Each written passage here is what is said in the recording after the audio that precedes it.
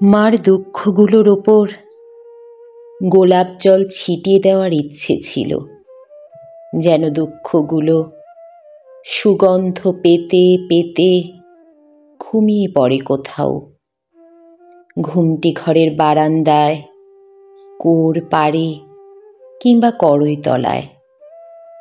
সন্ধেবেলায় আলতো করে তুলে বাড়ির ছাদে রেখে এলে দুঃখগুলো দুঃখ ভুলে চাঁদের সঙ্গে খেলতো হয়তো বুড়ি ছোঁয়া খেলা।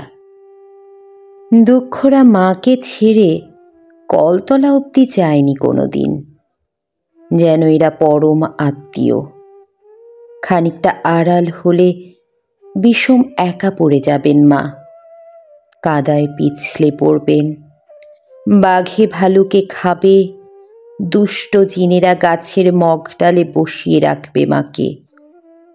দুঃখগুলো মার সঙ্গে নিভৃতে কী সব কথা বলতো, কে জানে কী সব কথা। মাকে দুঃখের হাতে সঁপে বাড়ির মানুষগুলো অসম্ভব স্বস্তি পেত। দুঃখগুলোকে পিড়ি দিত বসতে, লেবুর শরবত দিত, বাটায় পান দিত।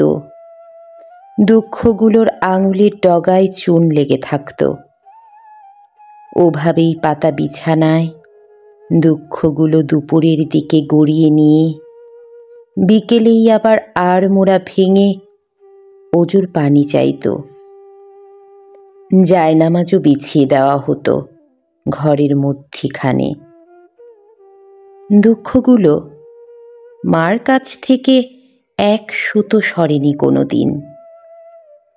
ইচ্ছে ছিল লোহার সিন্দুকে উই আর তেলাপোকার সঙ্গে, তেলাপোকা আর ন্যাপথলিনের সঙ্গে ওদের পুড়ে রাখি। ইচ্ছে ছিল বেড়াতে নিয়ে গিয়ে ব্রহ্মপুত্রের জলে, কেউ জানবে না, ভাসিয়ে দেব একদিন। কচুরি পানার মতো, খড়কুটোর মতো, মরা সাপের মতো ভাসতে ভাসতে দুঃখরা চলে যাবে কোচবিহারের দিকে। ইচ্ছে ছিল। দুঃখগুলো মার সঙ্গে শেষ অবধি কবর অবধি গেছে। তুলে নিয়ে কোথাও পুঁতে রাখব, অথবা ছেঁড়া পুঁতির মালার মতো ছুঁড়ব রেল লাইনে, বাঁশ ছাড়ে, পচা পুকুরে। হলো কই? মা ঘুমিয়ে আছেন। মার সিথানের কাছে মার দুঃখগুলো আছে।